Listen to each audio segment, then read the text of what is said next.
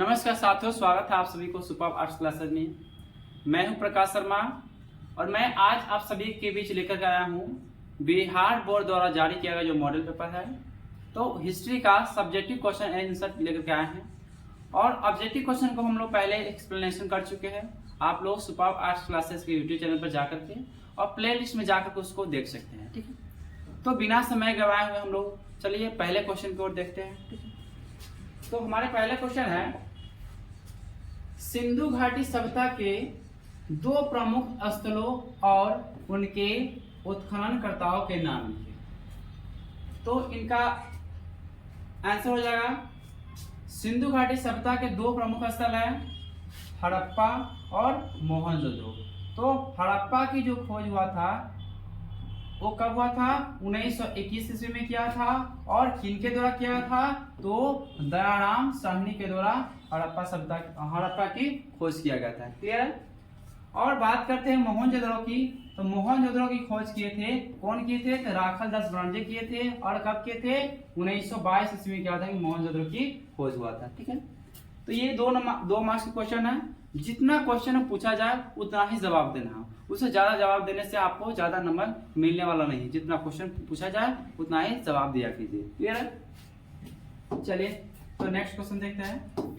Next question है सिंधु घाटी सभ्यता में सिंचाई के लिए उपयोग में लाए जाने वाले साधनों के नाम लिखिए। तो सिंधु घाटी सभ्यता में क्या हुआ कि जो सिंचाई के लिए जो साधन उपयोग में लाया जाता साधन उसका नाम लिखना है। ठीक है, तो कह रहा है कि सिंधु घाटी सभ्यता में सिंचाई के लिए प्रयुक्त में नहरें, कुएं, जलाशयों का उपयोग किया जाता था। कुशल जल प्रबंधन के लिए जल निकासी प्रणाली और कृत्रिम जल स्रोत भी बनाए गए थे। सिंधु घाटी सभ्यता में अगर सिंचाई की जो साधन था वो नहर से होता था, कुआं से होता था, ये सब उनका सिंचाई का साधन था। क्लियर है? तो चलिए नेक्स्ट क्वेश्चन देखते हैं। नेक्स्ट क्वेश्चन है मौर्य साम्राज्य के किन्हीं चार प्रमुख राजनीतिक केंद्रों के नाम लिखिए। तो मौर्य साम्राज्य के चार प्रमुख राजनीतिक केंद्र कौन था? तो उसमें आपको पहला है पाटलिपुत्र जो राजधानी हुआ करता था। उसके बाद है तक्षशिला। तो तक्षशिला क्या था? उसके प्रशासनिक केंद्र था मौर्य साम्राज्य का। क्लियर है? एंड अगला है उज्जैनी। तो ये उज्जैनी क्या है? ये पश्चिमी क्षेत्रों का मुख्यालय हुआ करता था, उज्जैनी हुआ करता था। उसका बाद स्वर्णगिरी, तो ये दक्षिणी क्षेत्र का केंद्र हुआ करता था, स्वर्णगिरी। क्लियर है? चलिए तो नेक्स्ट क्वेश्चन देखते हैं। नेक्स्ट क्वेश्चन है कुषाण शासक अपने नाम के आगे देवपुत्र की उपाधि क्यों लगाते थे? जो कुषाण शासक थे वो अपने नाम के आगे देवपुत्र की उपाधि क्यों लगाते थे? तो चलिए देखते हैं। कुषाण शासक अपने नाम के आगे देवपुत्र की उपाधि लगाते थे ताकि वे अपनी दिव्य उत्पत्ति और सत्ता के दैवीय अधिकार को दर्शा सके, जिससे उनको वैधानिक मजबूती मिले। देवता का पुत्र अपने आप को मानते थे। इससे क्या होता कि उनको अपने सत्ता को बनाए रखने में उनको अहम भूमिका वो निभाते थे, ये नाम लेकर के। क्लियर है? चलिए नेक्स्ट क्वेश्चन देखते हैं। महाभारत में वर्णित विवाहों के किन्हीं चार प्रकार के नाम लिखिए। महाभारत में कुल कितने प्रकार के नाम है? विवाह के नाम दिया गया है। तो टोटल 8 प्रकार के विवाह की बात किया गया। क्लियर है? तो उसमें से 4 का नाम लिख देना है। ठीक है, तो इसमें से महाभारत में वर्णित विवाह के 4 प्रकार कौन है? ब्रह्म विवाह, गंधर्व विवाह, असुर विवाह, राक्षस विवाह। ये सभी क्या है? सामाजिक और सांस्कृतिक परंपराओं को दर्शाने का काम करते हैं ये सभी विवाह। टोटल 8 प्रकार के विवाह था। क्वेश्चन मुझे उतना ही पूछा जा रहा है, 4 प्रकार का। तो 4 प्रकार, ज्यादा लिखने की आवश्यकता नहीं। अगर क्वेश्चन जितना पूछा जा रहा है उतना ही जवाब दिया कीजिए, क्योंकि ज्यादा लिख देने से आपको ज्यादा नंबर मिलने ही वाला नहीं है। ठीक है, चलिए नेक्स्ट क्वेश्चन देखते हैं। वर्ण और जाति में कोई 2 अंतर बताएं। वर्ण और जाति में 2 अंतर बताना है। तो पहला बात करते हैं वर्ण की। तो कह रहा है कि यह 4 वर्गों, कौन वर्ग? ब्राह्मण वर्ग, क्षत्रिय वर्ण, वैश्य वर्ण और शूद्र वर्ण पर आधारित था और कर्म पर आधारित था। जो ये वर्ण होते थे वो कर्मों पर आधारित होता था। ठीक है। नेक्स्ट है जाति। तो यह जन्म आधारित सामाजिक विभाजन था और अधिक जटिल व स्थिर था। जैसे कि इसमें होता क्या, अगर जो व्यक्ति जिस जाति में जन्म ले लिया तो उस जाति को माना जाता है। लेकिन इसमें क्या होता था कि इसमें देखा जाता कि यह ब्राह्मण, क्षत्रिय, वैश्य, शूद्र, उसमें कर्म वो कैसा काम करता है। अगर वो पढ़ाई लिखाई से काम कर रहा है, वेद पढ़ाने में काम कर रहा है तो ब्राह्मण माना जाता था। अगर युद्धों में लड़ने का काम किया जा रहा तो क्या उनको क्षत्रिय माना था। ठीक है। इसी प्रकार से अन्य दोनों है। क्लियर है। चलिए नेक्स्ट देखते हैं। नेक्स्ट है बुद्ध की शिक्षाओं का प्रसार किन 4 देशों में हुआ था। तो गौतम बुद्ध की शिक्षाओं का प्रसार जो हुआ था किन 4 देशों में हुआ था। तो उसमें है श्रीलंका है, चीन है, जापान है और तिब्बत है। इसके अतिरिक्त उत्तरी दक्षिणी पूर्वी एशियाई देशों में भी इसका प्रभाव पड़ा था। क्लियर है। तो चलिए नेक्स्ट क्वेश्चन देखते हैं। नेक्स्ट क्वेश्चन है एलोरा के कैलाशनाथ मंदिर का निर्माण कैसे हुआ था। एलोरा में जो कैलाशनाथ मंदिर है उसका निर्माण किस तरह से हुआ था। तो कह रहा कि एलोरा के कैलाशनाथ मंदिर का निर्माण राष्ट्रकूट शासक कृष्ण प्रथम ने 8वीं शताब्दी में कराया था। यह एक अखंड चट्टान को काट करके ऊपर से नीचे की ओर तराश करके बनाया गया अनोखी मंदिर था। कौन मंदिर। तो एलोरा की मंदिर। क्लियर है। चलिए तो नेक्स्ट क्वेश्चन देखते हैं। नेक्स्ट क्वेश्चन है इन बतूता कौन था, वह किसके शासन काल में भारत आया था। इन बतूता कौन था और किसके शासन में भारत आया था। तो इसका आंसर हो जाएगा इन बतूता एक प्रसिद्ध अरब यात्री है और साथ में ये विद्वान थे। वह मोहम्मद बिन तुगलक के शासन काल में, जिनका शासन काल स्टार्ट कब हुआ था, वो 1333 में हुआ था, भारत आया था और यहाँ के सामाजिक और सांस्कृतिक जीवन का विवरण देने के काम किए थे। कौन। इन बतूता किए थे। क्लियर है। ये आए थे कब। 1333 ईस्वी में भारत में आए थे। क्लियर है।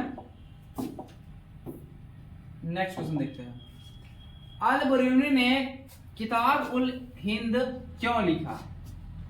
अल बरूनी के द्वारा लिखित पुस्तक है जिनका नाम है किताब उल हिंद। तो इनको क्यों लिखे थे। अल बरूनी ने किताब उल हिंद इसलिए लिखा ताकि वह भारतीय संस्कृति, भारतीय समाज, भारतीय धर्म, भारतीय विज्ञान और यहाँ के इतिहास का सटीक अध्ययन कर सके और पश्चिमी दुनिया को भारतीय सभ्यता से परिचित करा सके। भारतीय सभ्यता के बारे में उसको अपने पश्चिमी दुनिया को बता सके। क्लियर है। चलिए नेक्स्ट क्वेश्चन देखते हैं। नेक्स्ट क्वेश्चन है कि 4 नयनार संतों के नाम लिखें। तो 4 प्रमुख नयनार संत कौन है। 4 हैं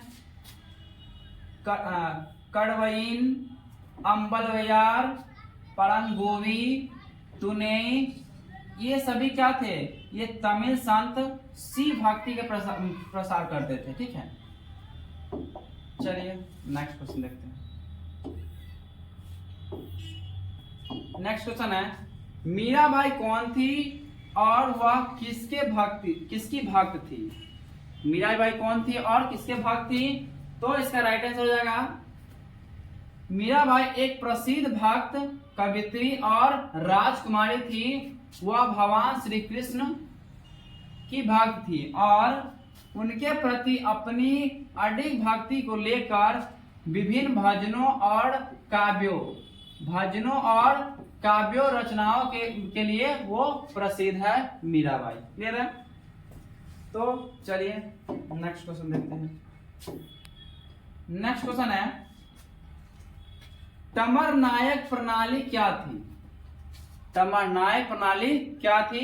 तो इसका आंसर है तमरनायक प्रणाली एक प्रशासनिक व्यवस्था थी जो विजयनगर साम्राज्य में प्रचलित थी। इसके तहत प्रमुख नायकों को भूमि का अधिकार दिया जाता था और वे साम्राज्य के प्रशासनिक कार्यों का संचालन करने का कार्य करते थे। क्लियर है? चलिए तो नेक्स्ट क्वेश्चन देखते हैं। नेक्स्ट क्वेश्चन है विजयनगर की यात्रा करने वाले 4 विदेशी यात्रियों के नाम लिखे। तो विजयनगर की यात्रा करने वाले 4 विदेशी यात्री के कौन नाम क्या है? तो क्या है? अफनासी Niketan, Francisco James, Albert Abu शामा। इन्होंने क्या था कि साम्राज्य के सामाजिक और सांस्कृतिक जीवन का वर्णन करने के काम किए थे। क्लियर है? चलिए नेक्स्ट क्वेश्चन। रहट क्या था? यह किसानों के लिए किस प्रकार उपयोगी था? तो रहट एक जल उठाने वाला यंत्र था। रहट जो था वो जल उठाने वाला यंत्र था जिसका उपयोग नहरों या कुओं से पानी खींचने के लिए किया जाता था। यह किसानों के लिए सिंचाई में सहायक था जिससे फसलें अधिक उपजाऊ होती थी। क्लियर है? तो चलिए नेक्स्ट क्वेश्चन देखते हैं। नेक्स्ट क्वेश्चन है जिन्स ए कामिल क्या था? 4 उदाहरण दे। जिन्स ए कामिल क्या था? तो 4 उदाहरण देना इनका। ठीक है, तो जिन्स ए कामिल मध्यकालीन भारत में उपयोग की जाने वाली एक अवधारणा थी जो सर्वोत्तम गुणवत्ता वाली वस्तुओं को दर्शाती थी जो अर्थव्यवस्था और समाज के लिए अत्यंत महत्वपूर्ण थी। यह शब्द कृषि, शिल्प और व्यापारिक वस्तुओं का प्रयोग करने के लिए होता था। इसका उदाहरण हो गया चावल हो गया, गन्ना हुआ, मलमल हुआ और रेशम हुआ। ठीक है, तो चलिए नेक्स्ट क्वेश्चन देखते हैं। नेक्स्ट क्वेश्चन है अकबर ने जजिया कर क्यों समाप्त किया? 2 उदाहरण दीजिए। तो जजिया कर यानी गैर मुस्लिमों से जो लिया था तो उसको अकबर ने क्यों समाप्त कर दिया था? तो अकबर ने जजिया कर समाप्त किया, इसके 2 उदाहरण है। पहला उदाहरण क्या है कि धार्मिक सहिष्णुता। इसमें क्या होता था कि अकबर ने सभी धर्मों के बीच समानता और सहिष्णुता का बढ़ावा देने के लिए क्या होता है कि वो जजिया कर को समाप्त कर दिया था। ठीक है, दूसरा है राजनीतिक स्थिरता। जजिया कर को समाप्त करने से उसने गैर मुस्लिमों को प्रसन्न किया जिससे साम्राज्य में शांति बनी रही। जजिया कर वो लगाया था गैर मुस्लिमों पर लगाया था और उसको हटा देने से क्या हुआ कि गैर मुस्लिम लोग भी क्या प्रसन्न हो गए, खुश हो गए और क्या हुआ कि इससे क्या हुआ कि शांति बना रहा। क्लियर है? चलिए नेक्स्ट क्वेश्चन देखते हैं। नेक्स्ट क्वेश्चन है अबुल फजल ने किसे इंसान ए कामिल कहा? अबुल फजल इंसान ए कामिल किसे कहा? तो अबुल फजल ने अकबर को इंसान ए कामिल कहा। वह अकबर को एक आदर्श और पूर्ण व्यक्तित्व रूप में मानते थे जो धार्मिक सहिष्णुता, न्याय, प्रशंसा में कुशल थे। तो अकबर को क्या हुआ कि अबुल फजल ने क्या बोले थे? इंसान ए कामिल बोले थे। क्यों बोले थे? तो वे एक आदर्श और पूर्ण व्यक्तित्व रूप में थे। ठीक है, नेक्स्ट देखते हैं। नेक्स्ट क्वेश्चन है राजमहल के पहाड़िया कौन थे? तो राजमहल तो उसका पहाड़िया कौन थे? तो राजमहल के पहाड़िया एक आदिवासी समुदाय थे जो बंगाल और बिहार के सीमावर्ती क्षेत्रों में रहते थे। वे पहाड़ी इलाके में रहते थे और अपने स्वाधीनता संग्राम के लिए प्रसिद्ध थे। क्लियर है? चलिए तो नेक्स्ट क्वेश्चन देखते हैं। नेक्स्ट क्वेश्चन है अमेरिकी गृह युद्ध ने भारत के कपास उत्पादकों को किस प्रकार प्रभावित किया? अमेरिका के अंदर में जो गृह युद्ध चला था तो भारतीय कपास उत्पादकों उसके लिए किस प्रकार प्रभावित किया था? तो अमेरिकी गृह युद्ध यानी कब से स्टार्ट हुआ था? 1861 में स्टार्ट हुआ था और 1865 में खत्म हुआ था, के कारण अमेरिका से कपास की आपूर्ति में कमी आए, जिससे भारत के कपास उत्पादकों को लाभ हुआ, क्योंकि ब्रिटेन ने भारतीय कपास की ओर रुख किया। जब अमेरिका के अंदर में युद्ध चल रहा था तो उस समय क्या अमेरिका के अंदर व्यापार हो नहीं रहा था। इसके बाद जो ब्रिटेन के जो नागरिक थे, ब्रिटेन के जो व्यापारी थे, वो भारत से कपास खरीदना शुरू कर दिया था। क्लियर है? नेक्स्ट क्वेश्चन देखते हैं। 1857 का विद्रोह तत्कालिक कारण क्या था? तो 1857 का जो विद्रोह हुआ था वो समय से ही पहले शुरू हुआ था, तो कारण क्या था? तो कह रहा कि 1857 के विद्रोह तत्कालिक कारण था कारतूसों में गाय और सुअर का चर्बी का उपयोग करना है। कारतूस यानी जो हथियार होता है, उसका जो गोली होते हैं, तो उसके अंदर में जो उसका गाय का चर्बी और सुअर का चर्बी मिला दिया था, जिससे हिंदू और मुस्लिम सैनिकों ने धार्मिक अपमान के रूप में महसूस किया और समय से पहले क्या हुआ कि 1857 का विद्रोह शुरू हो गया। क्लियर है? चलिए नेक्स्ट क्वेश्चन देखते हैं। वीर कुंवर सिंह क्यों प्रसिद्ध हुए?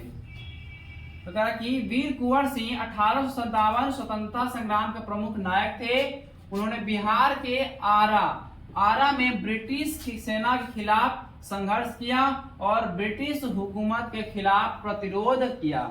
वीर कुंवर सिंह कहां से फ्रंट का नेतृत्व कर रहे थे? तो बिहार के आरा से कर रहे थे। क्लियर है?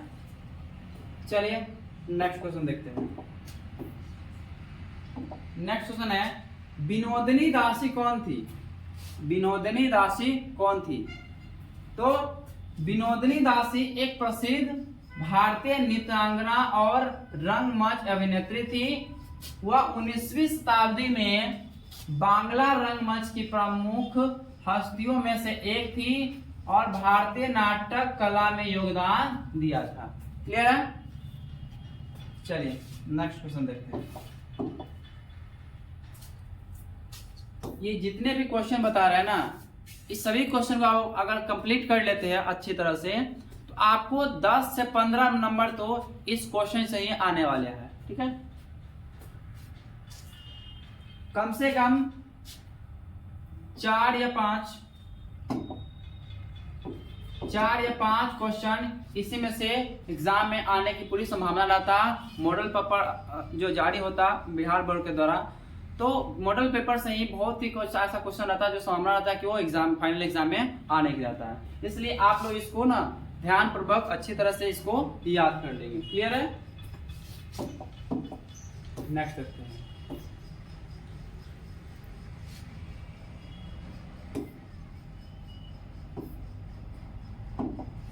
गांधी जी ने चंपारण आंदोलन क्यों किया?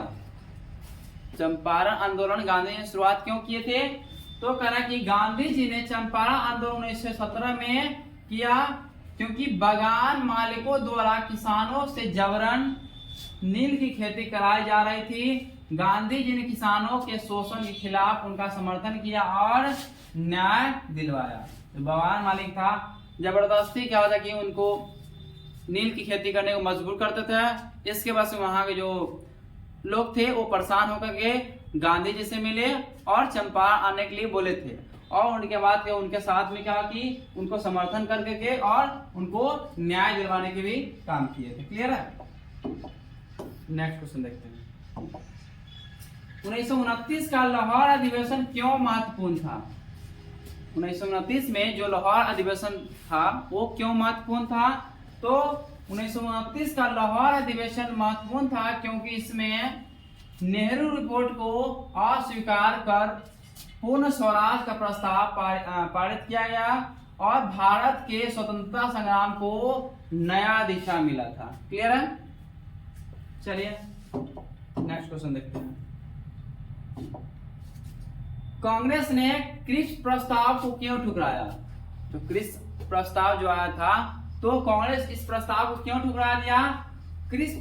कांग्रेस ने क्रिप्स प्रस्ताव को 1942 में ठुकराया क्योंकि यह प्रस्ताव भारत को पूर्ण स्वतंत्रता नहीं देता था और भारतीयों को केवल सीमित स्वायत्तता का वादा करता था। जो क्रिप्स प्रस्ताव में था पूर्ण रूप से भारत की आजादी की बात नहीं किया था, कुछ छूट दे करके, कुछ स्वायत्ता दे करके उसमें यह बात किया था, कुछ छूट दे करके, और भारत को आजादी की बात कर रहा था, पूर्ण रूप से स्वतंत्र की बात नहीं कर रहा था। इसकी वजह से क्या हुआ था कि कांग्रेस इस प्रस्ताव को ठुकराने के काम किए थे। क्लियर है? नेक्स्ट देखते हैं। नेक्स्ट क्वेश्चन है, आजाद हिंद फौज का गठन कैसे हुआ? तो आजाद हिंद फौज का गठन कैसे हुआ था? तो आजाद हिंद फौज गठन 1942 में सुभाष चंद्र बोस द्वारा सिंगापुर में हुआ था। इससे पहले भारतीय राष्ट्रीय सेना कहा गया, जो ब्रिटिश साम्राज्य के खिलाफ भारतीय स्वतंत्रता संग्राम में हिस्सा बना था। क्लियर है? चलिए तो नेक्स्ट क्वेश्चन देखते हैं। नेक्स्ट क्वेश्चन है, खान अब्दुल गफ्फार खान कौन थे?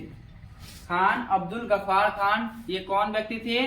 तो खान अब्दुल गफ्फार खान एक प्रमुख स्वतंत्रता सेनानी और खिलाफत आंदोलन के समर्थक थे। वे फ्रंटियर गांधी के नाम से भी जाना जाते थे और उन्होंने अफगानिस्तान पाकिस्तान सीमा क्षेत्र में ब्रिटिश साम्राज्य के खिलाफ संघर्ष किए थे। और यही खान अब्दुल गफ्फार खान है जो भारत और पाकिस्तान का पार्टीशन हो रहा था, तो ये कतई नहीं चाहता था कि भारत और पाकिस्तान का विभाजन हो। क्लियर है? चलिए नेक्स्ट क्वेश्चन देखते हैं। भारत का संविधान 26 जनवरी 1950 को क्यों लागू किया गया? बताइए। हम सभी जानते हैं कि हमारा भारत का संविधान 26 जनवरी 1950 को ही लागू हुआ, लेकिन ऐसा क्यों हुआ था? 26 जनवरी 1950 को ही क्यों लागू? क्योंकि हमारा संविधान तो 26 नवंबर 1949 को ही बनकर तैयार हो गया था। ठीक है, बताइए तो क्यों लागू करा? कि भारतीय संविधान 26 जनवरी 1950 को लागू किया गया क्योंकि इसी दिन को राष्ट्रीय दिवस के रूप में मनाने का निर्णय लिया गया था और यह भारतीय गणराज्य के निर्माण का प्रतीक था। क्लियर है? चलिए नेक्स्ट क्वेश्चन देखते हैं। जयपाल सिंह ने संविधान सभा में आदिवासियों की सुरक्षा के लिए दलील क्यों की? कोई दो कारण बताए। क्लियर है? देखिए, जयपाल सिंह ने संविधान सभा में आदिवासियों की सुरक्षा के लिए दो मुख्य कारण बताए थे। पहला था आदिवासी समुदाय का शोषण और अधिकारों की उपेक्षा हो रही है। दूसरा था कि आदिवासी संस्कृति और परंपराओं को संरक्षित करने की आवश्यकता थी। क्लियर है? चलिए तो नेक्स्ट क्वेश्चन देखते हैं। नेक्स्ट क्वेश्चन है, सिंधु घाटी सभ्यता के धार्मिक जीवन का विवेचना करें। सिंधु घाटी सभ्यता का धार्मिक जीवन का विवेचना करना है तो कह रहा है कि सिंधु घाटी सभ्यता का विवेचना विशेषता है। जैसे पहला है कि पूजा प्रकृति, यानी प्रकृति पूजा। तो क्या चीज का पूजा किया था? वृक्ष का पूजा, नाग, जल, अग्नि जैसे प्राकृतिक तत्वों का पूजा होता था सिंधु घाटी सभ्यता के समय। ठीक है, उसका है पशुपति देवता। तो शिव या पशुपति के रूप में योग मुद्रा में देवता को चित्रण मिले थे, चित्रण का साक्ष्य मिले थे सिंधु घाटी सभ्यता के काल में। मातृ देवी, तो इसमें कहा कि प्रजनन शक्ति की प्रतीक मातृ देवी की मूर्तियां पाई गई। अब प्रतीक मोहरों पर बैल, पीपल वृक्ष और अन्य प्रतीक वहां से प्राप्त हुआ था। उसके बाद स्नानागार, तो मोहनजोदड़ो का विशाल स्नानागार धार्मिक अनुष्ठानों और शुद्धिकरण का संकेत देता है। उसके बाद मोहरे, तो मोहरे में धार्मिक विचारधारा को दर्शाने वाले मोहरे जिन पर जानवर और धार्मिक प्रतीक अंकित किया था। उसके बाद लोक धर्म, तो इसमें क्या था कि धर्म मुख्यतः लोक और प्रकृति पर आधारित था। तो ये सभी क्या है उस समय की जीवन का धार्मिक जीवन का बेचना है। क्लियर है? नेक्स्ट क्वेश्चन देखते हैं। नेक्स्ट क्वेश्चन है, बौद्ध मूर्ति कला के विकास का वर्णन करें। तो कहा कि पहला काल इसका है कि मौर्य काल। तो मौर्य काल में क्या था कि अशोक के स्तंभों और स्तूपों यानी कि सांची यानी सारनाथ ने बौद्ध मूर्ति कला की नींव रखी। प्रतीकात्मक कला जैसे धर्मचक्र, कमल का उपयोग हुआ था। ठीक है, उसके बाद है सातवाहन काल। तो इस काल में क्या हुआ था कि सांची और भरहुत के स्तूपों पर जातक कथाओं और बुद्ध के जीवन से जुड़ी मूर्तिकला उकेड़ी गई। उसके बाद आज कुषाण काल। तो कुषाण काल के अंदर में क्या लगी, एक गांधार शैली था, एक है मथुरा शैली। तो गांधार शैली में ग्रीक प्रभावों के साथ बुद्ध की यथार्थवादी मूर्तियां बनी, और मथुरा शैली में क्या हुआ था कि लाल बलुआ पत्थर से बनी मूर्तियां जिनमें भारतीय परंपरा झलकती थी। क्लियर है। उसका बात है गुप्त काल की। तो गुप्त काल है, ये गुप्त काल में परिपक्वता आई। सारनाथ की बुद्ध की मूर्तियां ध्यान और सौंदर्य का उत्कृष्ट उदाहरण था। उसका आता है महायान प्रभाव। तो बौद्धस्तों की मूर्तियां लोकप्रिय हुआ। उसका आता है आध्यात्मिकता का विकास। तो मूर्ति कलाधार और सौंदर्य का प्रतीकात्मक बन गई। क्लियर है। तो आप सभी कम से कम इसको नोट करके लिख भी लिया कीजिएगा, नहीं तो जा करके बार बार भी देख भी सकते हैं यूट्यूब पर जाकर के। क्लियर है। चलिए नेक्स्ट क्वेश्चन देखते हैं। नेक्स्ट क्वेश्चन है भक्ति आंदोलन पर एक संक्षिप्त टिप्पणी लिखिए। तो बताइए भक्ति आंदोलन पर संक्षिप्त टिप्पणी क्या है। भक्ति आंदोलन मध्यकालीन भारत 8वीं से 17वीं शताब्दी में एक धार्मिक और सामाजिक सुधार आंदोलन था। इसके उद्देश्य ईश्वर की भक्ति के माध्यम से धर्म की सरल और व्यक्तित्व व्याख्या करना था। यह आंदोलन मुख्यतः जाति भेद, धार्मिक पाखंड, कर्म कांड का विरोध करता है। भक्ति आंदोलन क्लियर। पहला इसमें है मुख्य विचार। तो ईश्वर के प्रति प्रेम, समर्पण और सादगी। क्लियर है। उसके बाद प्रमुख संत। तो दक्षिण भारत में अलवार और नैनान, उत्तर भारत में कबीर, तुलसीदास, मीराबाई और गुरु नानक इनके संत थे भक्ति आंदोलन का। और इसका प्रभाव क्या पड़ा। तो भक्ति आंदोलन ने सामाजिक एकता को बढ़ावा दिया और जाति व्यवस्था को चुनौती देने के कार्य किए थे भक्ति आंदोलन। क्लियर है। उसका होता है भाषा। तो संतों ने सरल स्थानीय भाषाओं में अपनी रचना लिखी, और इसका प्रभाव क्या हुआ, इसने भारतीय समाज और संस्कृति पर गहरा प्रभाव छोड़ा था। क्लियर है। चलिए तो नेक्स्ट क्वेश्चन देखते हैं।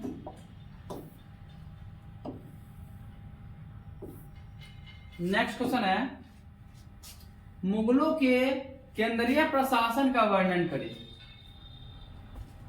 केंद्रीय प्रशासन वर्णन क्या है। जैसे मुगलों का केंद्रीय प्रशासन एक मजबूत और संगठित प्रणाली पर आधारित था। इसका केंद्र बादशाह था जो सर्वोच्च शासक और प्रशासन का प्रमुख होता था।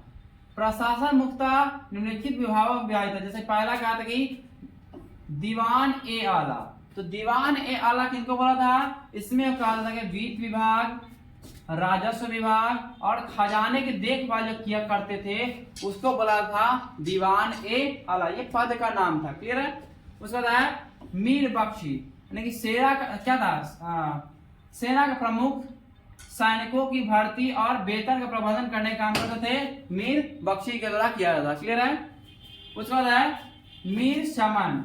तो शाही कार्यों और सामग्री की देखभाल कार्य करने के कार्य करते थे। ठीक है। उसका आता है काजी उल कजाक। तो न्यायिक विभागों का प्रमुख जो शरीयत कानूनों के तहत न्याय करवाने के काम करते थे। क्लियर है। एंड लास्ट आता है सदर उस सुदूर। धार्मिक और परोपकारी कार्यों का प्रमुख थे ये। क्लियर है। तो ये मेरा लास्ट क्वेश्चन था। 4 क्वेश्चन जो बच गया हुआ और हम लोग अगले वीडियो में उसको लेकर के आएंगे। ठीक है। तो अगर आप सभी अगर चाहते हैं कि सुपर आर्ट्स क्लास में ऑफलाइन क्लास से जुड़ना, तो हमारे सुपर आर्ट्स क्लास में 2026 के स्टूडेंट के लिए जो 2026 में एग्जाम देंगे उन सभी के लिए नया बैच स्टार्ट हो गया हुआ है। हमारा नया बैच स्टार्ट हुआ 16/12/2024 से स्टार्ट हो चुका है। आप लोग अगर चाहते हैं कि सुपर आर्ट्स क्लास में ऑफलाइन क्लास से जुड़ना, तो आकर हमसे ऑफलाइन क्लास से जुड़ सकते हैं। हमारे कॉन्टेक्ट नंबर है 62 064 92 781। अगर इस पे कांटेक्ट नहीं लगा है तो मेरा सेकेंड नंबर है 95 76 0 17 893। इस दोनों नंबर है मेरा, यहाँ से आप मुझे कांटेक्ट कर सकते हैं और क्लास में आकर ज्वाइन कर सकते हैं। ठीक है, तो आप लोग कैसा लगा ये सेशन, तो आप लोग मुझे कमेंट में बताइएगा और इसको ज़्यादा से ज़्यादा शेयर कर दीजिएगा, जिससे क्या होगा कि जो और आपके अलावा और सारे स्टूडेंट होंगे उन सबको भी मदद मिल जाएगा। और आप लोग कोशिश कीजिएगा, इसमें देखते हैं कि हम यूट्यूब का एल्गोरिदम के अनुसार मेरा जो लिसनर है लगभग 54% जो लिसनर है वो मेरा सेशन देख तो रहे हैं लेकिन वो सब्सक्राइब नहीं किए हुए हैं। ठीक है, तो आप लोगों से यही कहना है कि आपको सब्सक्राइब करने में कोई समय नहीं लगेगा, मात्र 2 सेकंड का टाइम लगेगा। 2 सेकंड में आप उसको सब्सक्राइब कर सकते हैं, लाइक कर सकते हैं और कमेंट कर सकते हैं। क्लियर है? तो चलिए, धन्यवाद।